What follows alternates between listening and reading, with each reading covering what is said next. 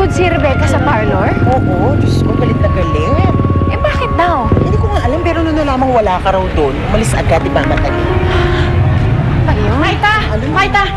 Aling isin, bakit po? May umaaway sa nanay mo. Bilis, dalian mo. Ha? Oo! Halika na! Maita! Lumabas ka dyan! Labas! Ano sinisigaw-sigaw mo dyan, ha? Ang ganda-ganda pa naman ang suot mo. Mukha kang sosyal, pero bunganga mo para kang taga-palengke. Hoy! Hindi ikaw yung kinakausap ko, ha? Nasaan na yung pokpok mong anak? Ilabas mo siya! Pokpok! Nasaan si Maita? Gato ka! Wala rito si Maita. Mukha bang nandito si Maita? Sinungaling! Nasa loob siya ng bahay! Labas mo siya! Tinatago mo siya, no? Hindi ako sinungaling.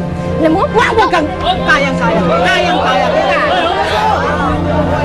O, nakita mo? Talaga naman kaya mo yun. Oo naman, ano? Payatot lang yun eh. Ano? Ay, may batuta! May batuta! Ilalabas mo siya! Labas mo yung anak mo! Yung anak mo malagyan!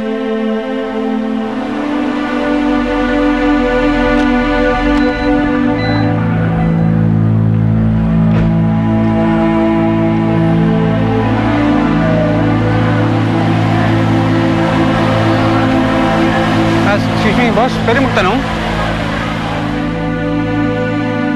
Ano bang... Ay, Maita. Ano yan? Ito ba yung daan papunta sa pwesto ni Maita?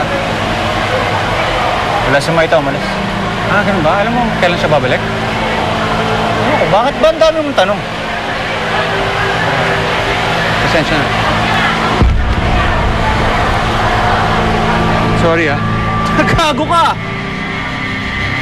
Pare, nag-sorry naman ako. Hindi mo kailangan murahin. Bakit hindi?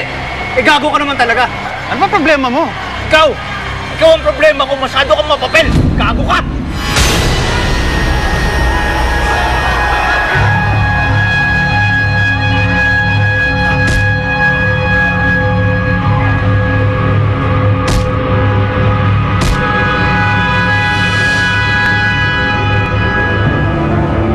Ano ba yan? Hanggang ngayon, out of reach pa rin si Rebecca.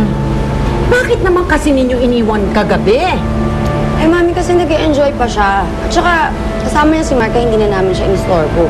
Diba? Si Mark Sandoval, kasama niya? Yes, tita. Oh, good! At least ngayon, pinansin na siya ni Mark, di ba? Huwag kang lumapit. Ano? Ano? Sige! Labas mo May siya! hawak ka lang. Tinatago mo siya, ano? Kaya ko pa rin ikaw. Akala mo ba? Kaya ni Kaya, no? tama na kayo. Ano? Gusto mo? Ha? Tama na nga kayo! Anong kaya kita?